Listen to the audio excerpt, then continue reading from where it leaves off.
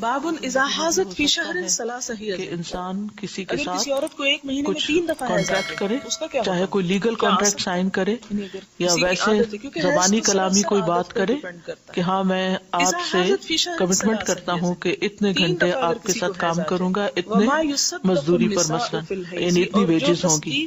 تو اب اس میں سے دونوں جو معاہد ہیں یا دو طرف ہیں، دو فریق ہیں، تو اگر مزدوری دینے والا مزدوری کم دیتا ہے اور دھوکہ دیتا ہے اور جو کانٹریکٹ میں سائن کیا تھا اس کے مطابق کام نہیں کرتا، یا پھر جو کمٹمنٹ کرنے والا ہے وہ اپنی کمٹمنٹ پوری نہیں کرتا، وعدہ خلافی کرتا ہے، تو یہ اس میں آ جاتا ہے. یہ ایک چھوٹی سی مثال ہے.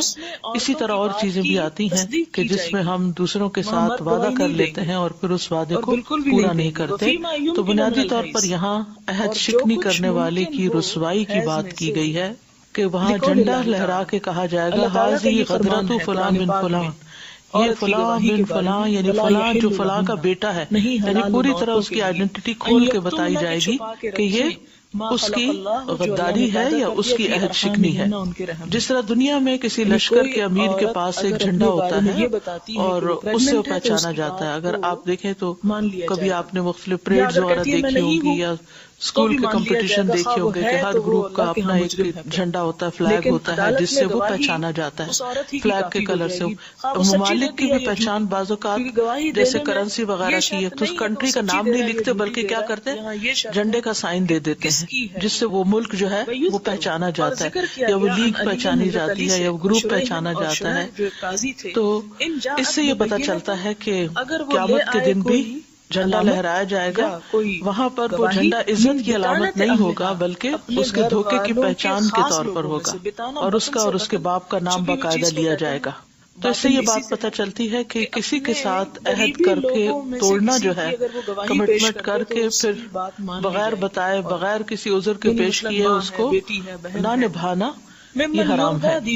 قرآن مجید میں آتا ہے سورۃ البقرہ 177 میں والموفون بعہدہم اذا عاہدوا، اور جو اپنا عہد پورا کرنے والے ہیں جب عہد کریں. یعنی اہل ایمان کون ہیں؟ جو اپنے وعدے پورے کرتے ہیں، اپنی کمٹمنٹ نبھاتے ہیں، کیونکہ وعدوں کے بارے میں پوچھا جائے گا. سورۃ بنی اسرائیل میں آتا ہے وَأَوْفُوا بِالْعَهْدِ إِنَّ الْعَهْدَ كَانَ مَسْئُولًا، اور عہد پورا کرو بے شک عہد کا سوال ہوگا. یعنی قیامت کے بارے میں اس کے بارے میں پوچھا جائے گا کہ تم نے فلاں شخص سے جو وعدہ کیا تھا اس کو کیوں نہیں نبھایا، اس کو کیوں نہیں پورا کیا. عہد پورا کرنا تقویٰ کی علامت ہے. سورۃ آل عمران میں آتا ہے بلا من اوفى بعہدہ واتقى فإن اللہ يحب المتقین، کیوں نہیں جو شخص اپنا عہد پورا کرے اور ڈرے یعنی تقوی اختیار کرے تو یقیناً اللہ تقوی اختیار کرنے والوں سے محبت کرتا ہے. اسی طرح عہد توڑنا جو ہے، عہد شکنی جو ہے، وہ دین میں کمزوری کی علامت ہے، نفاق کی علامت ہے. انس بن مالک کہتے ہیں کہ رسول اللہ صلی اللہ علیہ وسلم نے ہمیں خطبہ ارشاد فرمایا اور اس میں فرمایا اس میں ایمان نہیں جس میں امانت نہیں، اس میں ایمان نہیں جس میں امانت نہیں، اور اس کا دین نہیں جس میں عہد کی پابندی نہیں. یعنی جو اپنے وعدے کو نہیں نبھاتا اس کا گویا دین ہی نہیں، وہ ناقابل اعتبار بندہ ہے. اور وہ مشہور حدیث جس میں عہد شکنی کو منافقت کی علامت بتایا گیا ہے آپ سب جانتے ہیں، عبداللہ ابن عمر رضی اللہ عنہما سے مروی ہے کہ نبی صلی اللہ علیہ وسلم نے فرمایا جس شخص میں 4 باتیں ہوں گی وہ پکا منافق ہے. اور منافق کا انجام سب کو معلوم ہے. وہ جس میں 4 میں سے کوئی ایک خصلت ہوگی اس میں نفاق کی ایک خصلت ہوگی جب تک اس کو چھوڑ نہ دے، یعنی اس کے اندر بھی منافقت ہے جب تک وہ اس بات کو چھوڑے نہیں. نمبر 1 جب امانت دی جائے تو خیانت کرے. نمبر 2 جب بات کرے تو جھوٹ بولے. نمبر 3 جب وعدہ کرے تو وعدہ خلافی کرے. اور نمبر 4 جب جھگڑا کرے تو گالی گلوچ کرے، یعنی ابیوز پہ اتر آئے. تو اس لیے یہ بہت ہی خطرناک بات ہے، یہ معمولی چیز نہیں ہے. اور آپ دیکھیے کہ اگر ہم یہ چاہتے ہیں کہ ہم دعویٰ کریں، یعنی دعویٰ کا کام کریں، لوگوں کو اسلام کی دعوت دیں، تو بعض اوقات وہ زبانیں قول سے ہوتی ہے، بعض اوقات زبانیں حال سے ہوتی ہے. زبان قال سے کیا ہوتی ہے کہ آپ منہ سے بول کے کسی کو کہیں کہ آپ یہ کام کریں، لا الہ الا اللہ پڑھ لیں، یا یہ دین کی طرف آ جائیں، یا یہ سیکھ لیں. اور ایک ہوتا ہے زبان عمل، زبان حال جس کو کہتے ہیں، کہ انسان اپنے عمل سے ثابت کرے کہ وہ ایک دیندار شخص ہے. اور دیندار شخص کون ہوتا ہے؟ جو اپنے وعدے نبھاتا ہے، جو اپنے وعدے پورے کرتا ہے. اور وعدہ جو پورا نہ کرے اس کا کوئی اعتبار نہیں ہوتا. اور اسی لیے لوگوں کے درمیان جو ریلیشن شپ ہے وہ بگڑ جاتے ہیں وعدے پورے نہ کرنے کی وجہ سے. عبد الرحمن بن ابزہ کہتے ہیں کہ داؤد نے روایت کیا کہ جب تم اپنے ساتھی سے ایک وعدہ کرو تو جو وعدہ کرو پورا کرو، اگر ایسا نہیں کرو گے تو تمہارے اور اس کے درمیان عداوت ڈال دی جائے گی. یعنی اگر تم کسی سے وعدہ کرتے ہو اور اس کو پورا نہیں کرتے تو آپس میں دشمنی پیدا ہو جائے گی، نفرت پیدا ہو جائے گی. تو چھوٹے چھوٹے وعدوں سے لے کر، جیسے بچوں سے ہی آپ دیکھیں معاملہ کرنا، کہ بعض اوقات ہم بچوں سے کہتے ہیں تم اتنے مارکس لے آؤ تو تمہیں یہ لے کر دیں گے، یا تم یہ کام کر لو تو تمہیں فلاں جگہ لے جائیں گے. لیکن پھر اس کے بعد جب وہ بچہ اپنی کمٹمنٹ پوری کر لیتا ہے تو ماں باپ بہانے بنانا شروع کر دیتے ہیں. تو اس سے بچے کے دل میں ماں باپ کے خلاف نفرت آتی ہے. تو اس لیے بہت ضروری ہے کہ انسان بچے سے وعدہ کرے یا بڑے سے کرے، اپنے سے کرے یا پرائے سے کرے.